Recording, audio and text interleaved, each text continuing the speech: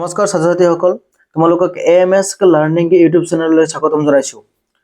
তোমালোকে আজি আমি আলোচনা কৰিম ক্লাছ 10 ৰ গণিত সাবজেক্টৰ চেপ্টাৰ নম্বৰ 1 বাস্তৱ সংখ্যা। এইটো চেপ্টাৰৰ কি আছিল? অনুশীলনী 1.2 ৰ 1 2 3 এইবিলাক আগৰ ভিডিঅ'ত আপলোড কৰি দিয়া হৈছে, তোমালোকে লাগিলে চাই ল'বা। অতি সহজ পদ্ধতিত আপলোড কৰি দিয়া হৈছে। আজি আমি আলোচনা কৰিম এই 4 নম্বৰ 5 নম্বৰ 6 নম্বৰ 7 নম্বৰ এইবিলাক যিবিলাক এমসিকিউ আছে সেইবোৰ। তেনেহলে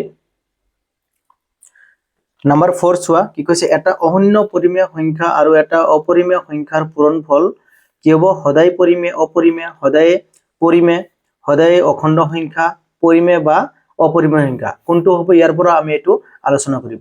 চোৱা কি কৈছে, এটা অশূন্য পৰিমেয় সংখ্যা। অশূন্য মানে শূন্য হ'ব নালাগিব, এনেকুৱা এটা পৰিমেয় সংখ্যা হ'ব লাগিব যেটো কেৱল শূন্য হ'ব নোৱাৰিব। ধৰি লও 1 হ'ব, 2 হ'ব, 3 হ'ব, 4 হ'ব, এনেকুৱা যিকোনো শূন্য বাদে যিকোনো পৰিমেয় সংখ্যা হ'ব পাৰিব।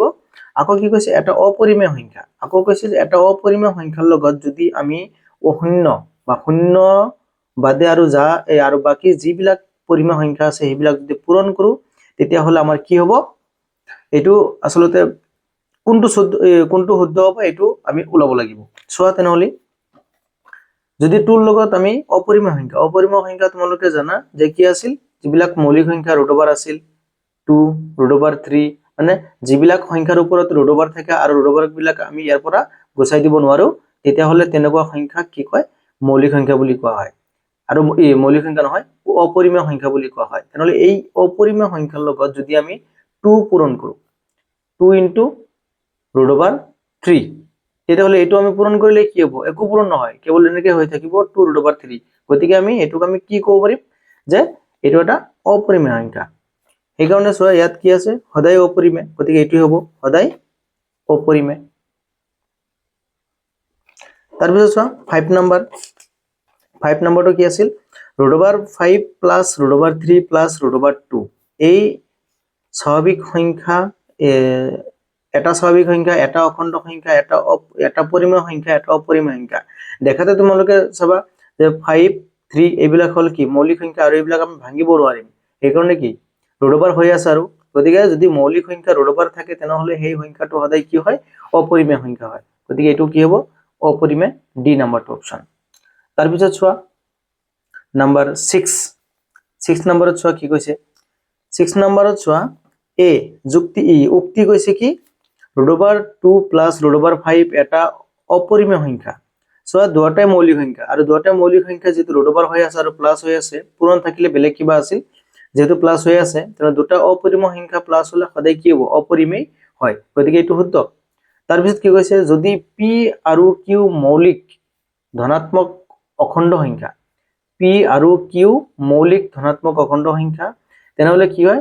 Root over p plus root over q এটা কি হ'ব? অপৰিমেয় সংখ্যা। এটোও সঁচা।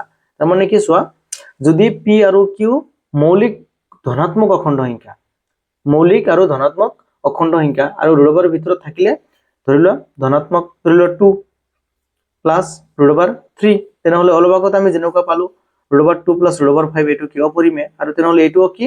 শৰ্ত অনুযায়ী এটো অপৰিমেয় হয়। গতিকে কি হল? এটো উক্তি হিচাপত এটো যেটো যুক্তি দিয়া হৈছে এটো আসলে এটোও শুদ্ধ।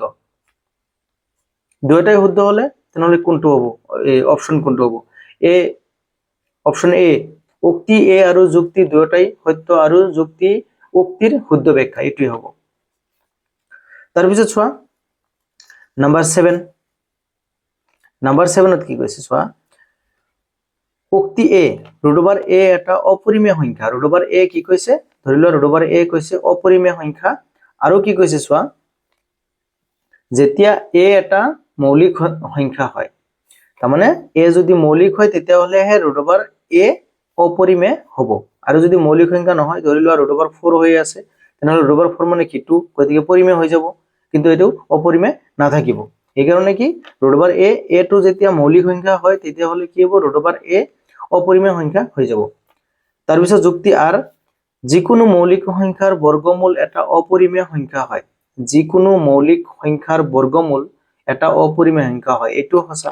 তাৰমানে কি যিকোনো মৌলিক সংখ্যাৰ বৰ্গমূল, মৌলিক সংখ্যাটো ধৰি লোৱা 2, ইয়াৰ বৰ্গমূল আমি কেনেকৈ ওলাম? ৰুট ওভাৰ 2, আৰু যদি কিবা হয় ভাঙিম, তেনেহলে যেটো ৰুট ওভাৰ এই 2 আমি ভাঙিলে কি 2 into 1 হ'ব আৰু বাকী একো নহয় বা ইয়াৰ বৰ্গমূল নাই সেইকাৰণে কি ৰুট ওভাৰে থাকিব মানে মৌলিক সংখ্যাবিলাক যদি ৰুট ওভাৰ বনোৱা হয় বা বৰ্গমূল ওলোৱা হয় তেতিয়াহ'লে সংখ্যাটো কি হয় সদায় অপৰিমেয় হয় ঠিক আছে তেতিয়াহ'লে চোৱা প্ৰথমটো শুদ্ধ যিকোনো মৌলিক সংখ্যাৰ বৰ্গমূল এটা অপৰিমেয় সংখ্যা এইটোও শুদ্ধ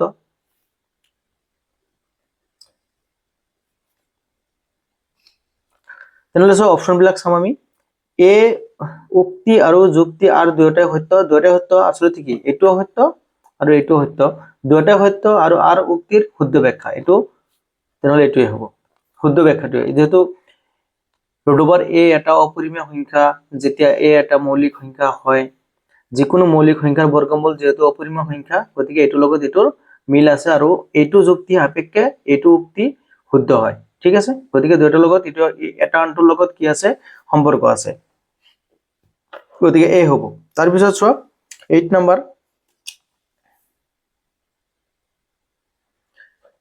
So 8 নম্বৰত কি আছে root over 2 root over 3 root over 5 root over 6 root over 7 root over 8 আৰু ৰুট ওভাৰ 10 আটাইবোৰেই অপৰিমেয় হলে তলৰ কোনটো জোৰ সদৃশ অপৰিমেয় সদৃশ অপৰিমেয় মানে তুমি এই দুটা পূৰণ কৰা পূৰণ কৰিলে যদি বৰ্গমূল ওলায় সেইটোৱে কি হ'ব শুদ্ধ আনসাৰ হ'ব 3 6 গুণ 18 18 বৰ্গমূল নাই 8 10 গুণ 80 80 বৰ্গমূল নাই 2 8 গুণ 16 16 বৰ্গমূল আছে কি 4 বা 4 গতিকে এইটো শুদ্ধ সো তোমালোকে এমসিকিউ বিলাক আলোচনা কৰিছে আৰু পৰীক্ষাৰ সময়ত যেতিয়া ধৰিলোৱা পি টেষ্ট আহিব বা বেলেগ বেলেগ পৰীক্ষা থাকিব তেতিয়া সময়ত মই এমসিকিউ বিলাক আৰু ইম্পৰ্টেন্ট কোৱেশ্চন বিলাক বেছিকৈ আলোচনা কৰিম তেতিয়া তোমালোকে এই চেনেলৰ লগত থকাৰ কাৰণে তেনেহলে চেনেলটো সাবস্ক্ৰাইব কৰিবা আৰু যদি তুমি মোৰ অংক বিলাক বা মোৰ ভাষা বা মোৰ বুজনি তোমালোকে বুজি পাই আছা তেনেহলে চেনেলটো সাবস্ক্ৰাইব কৰি ৰাখিবা লাইক কৰিবা শেয়াৰ কৰিবা ঠিক আছে থ্যাংক ইউ